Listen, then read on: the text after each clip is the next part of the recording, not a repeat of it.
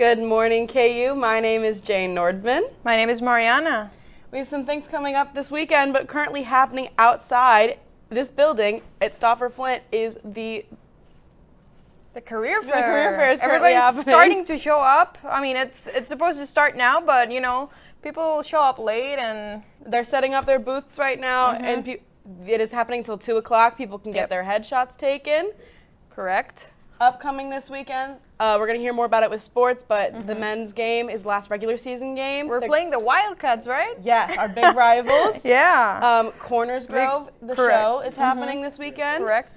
As well as the fact that there's some weather that's we're going to hear about more with Aiden. How do you feel about the weather so far? Well, the weather has been gloomy. It's been a little bit hazy. We had a little bit of sleet. I think it was on last Saturday, I think it was. I don't remember it well, but I remember just staring at the window. I was seeing just a little bit of ice, and I was like, what? What's that? Yeah, my shoes were covered in mud earlier this week. Yeah. But, I mean, it hasn't stopped raining. I mean, I think today's the first day that it's actually not raining or not feeling like it's rainy, but it's cloudy outside. But anyway, that's Aiden's job. We're going to hear more about that later. But I've been seeing flip-flops all week. That's that's the real thing that I have. My real complaint is I've been seeing flip-flops all week. Yeah, that's wild. But anyway, here we are. It's our fourth show of the semester, and so we're happy to be back again this week. So a lot of crazy stuff, a lot of news, a lot of sports, and yeah. Are you getting your headshot taken later today? I'm not getting my headshot today. I'll probably get it somewhere in the semester, later in the semester, but yeah, I'll definitely check out the career fair. I wasn't planning on it, but it looks really, really interesting, so I'll probably just stop by one of the booths or Yeah, I'm seeing several businesses out there. Yeah. There are a lot of there's a lot of fun posters that I'm excited to look into more. Love it. So, do you have anything else to add? Well, no, just if you haven't already, get dressed, head down to Stauffer Flint, and check out the career fair. And I think that's all we have right now. We'll be back with news. Yep. Where you go to college makes a statement about you. This place will become a part of you, your identity for life.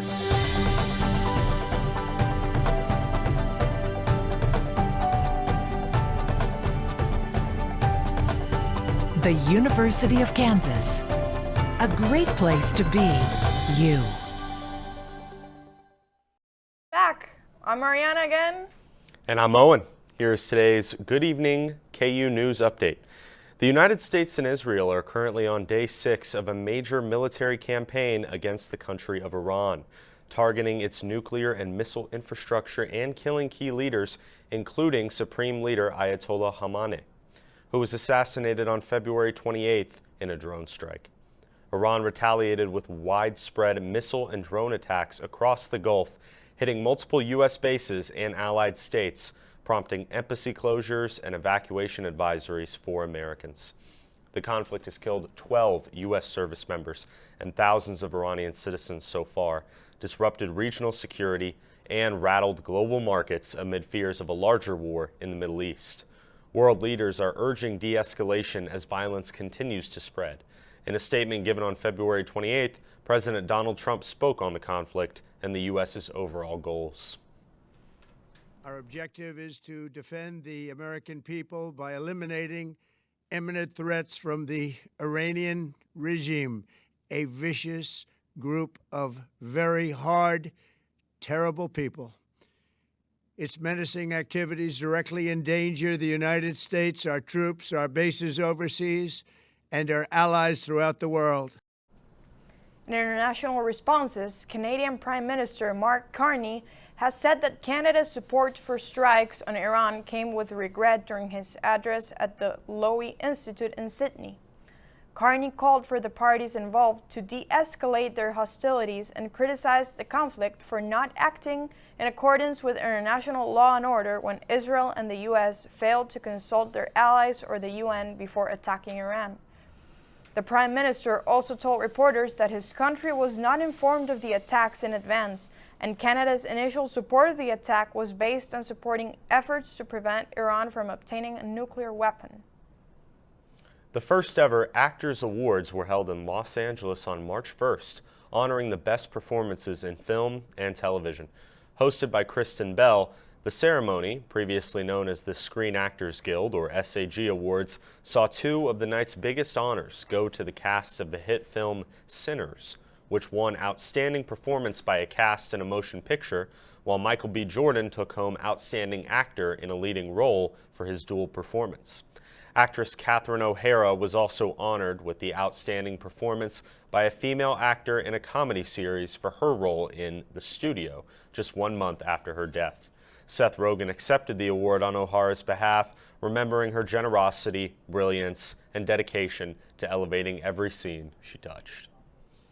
Hundreds of transgender and non-binary people have received official letters saying that their driver's licenses are no longer valid.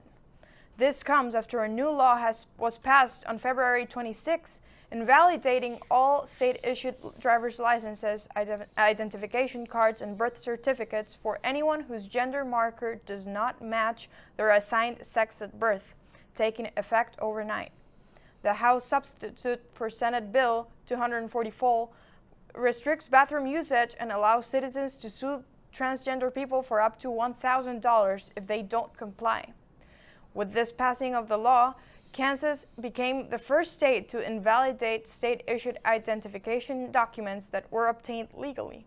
The law is a turning point in the continuing battle across the U.S. for a legal recognition of transgender and non-binary people's existence.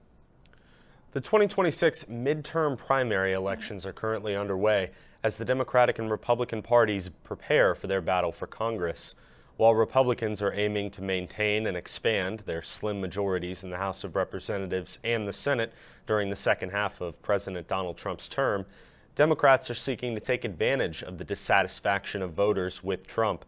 Key results include competitive races in North Carolina and Texas, with projected winners like Republicans Lori Buckout and James Edwards, and Democrats Jamie Iger and Caitlin Rourke. Primaries are ongoing across the country, with results shaping the matchup this November. Well, that's all for news. Now over to Emil with all things KU sports. Thanks, Mariana. Tough road trip out west in Arizona for the number 14th ranked Kansas Jayhawks men's basketball team this week, with Kansas opening up in Tucson and falling short to the number 2 ranked Arizona Wildcats, but not without a fight.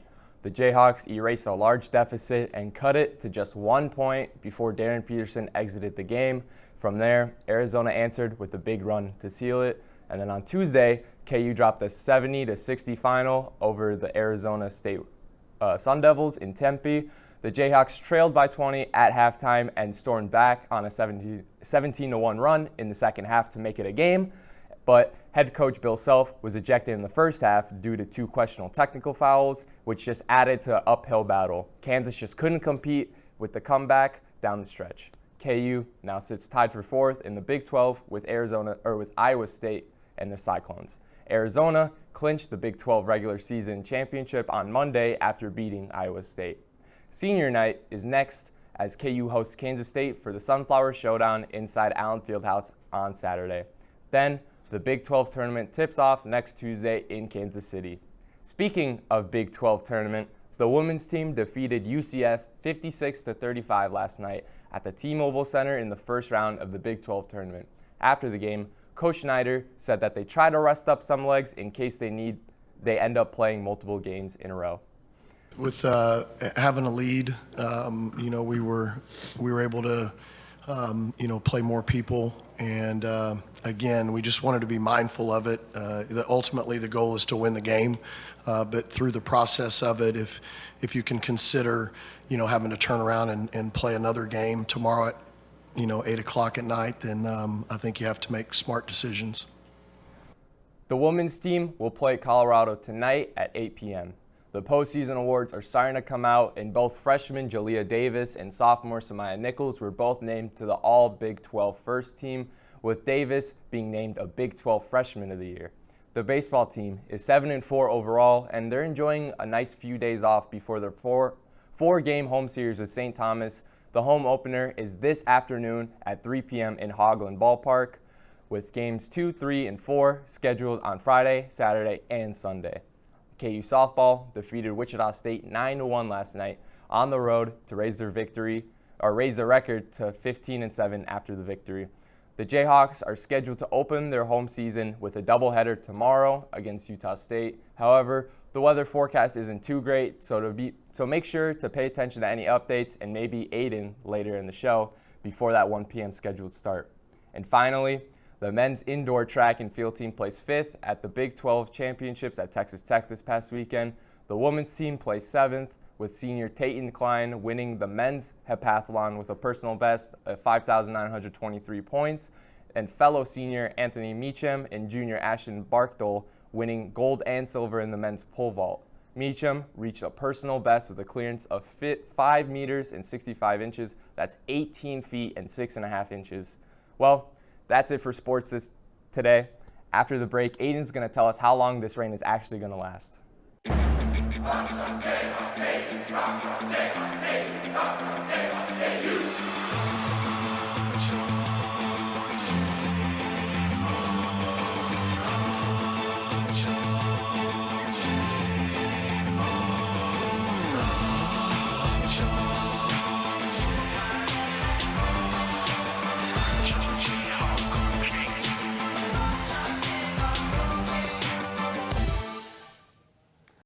Welcome back to Good Morning KU's weather. Outside right now, it's a little bit dreary outside, pretty cloudy all the way around, and that's going to be the trend going forward today at least. 56 degrees for your temperatures outside right now, warming up as high as 66 coming within the next few hours. Those winds, not too much of a concern here, blowing out of the southeast at about 5 to 10 miles an hour. It's a pretty quiet day, but tonight, especially later in the overnight hours into tomorrow morning, that's where we have chances of showers and storms coming through from Oklahoma, central Kansas, moving up into our neck of the woods and out of the area by about your late morning tomorrow. And then the chances don't stop there. Severe weather going to be coming through tomorrow evening as well. We have an isolated chance of some showers and storms, potentially some severe weather tomorrow evening. Tonight, their best chances of your showers and storms coming through, especially after that 11 p.m. time frame, moving through into tomorrow morning as well. Lows approaching those mid-50s outside tonight, gusting as high as 25 miles an hour are winds out of the southeast. Taking a look through the NAM weather model at what we're going to be seeing tomorrow. You're going to see this squall line forming right here in central Kansas, and it's going to make its way all the way across eastern Kansas. Now, this squall line is not just for Kansas. It's all the way up into the Great Lakes behind me, all the way down through Texas. These storms are looking to be pretty strong to severe. Now, when you see storms forming in a big squall line like they are right here, that is pretty indicative of extremely strong winds. I'm talking gusting as high as 60 miles an hour, some hail especially, and then an isolated tornado or two cannot be ruled out with these storms tomorrow evening. All right, I know it says Saturday up there. This is in Zulu time, so it's 6 hours ahead of the time frame that it's forecasting. Tomorrow evening, that's when we're going to be seeing some extreme severe weather rolling through eastern Kansas. For your 7-day forecast outside for the next 7 days, Friday, temperatures at 71 degrees. Thunderstorms, that's our best chance. 80% of thunderstorms on Friday. Saturday, Sunday, Monday, though, looking beautiful outside, mostly sunny. Temperatures warming up, increasing throughout the weekend into Monday. Then next week, those chances of showers return, maybe a little bit less in terms of severe weather, more just rain expected with these storms mid next week. That's all I've got for you here today on Good Morning KU. Stay tuned. In just a bit, I'll have more on KUJH.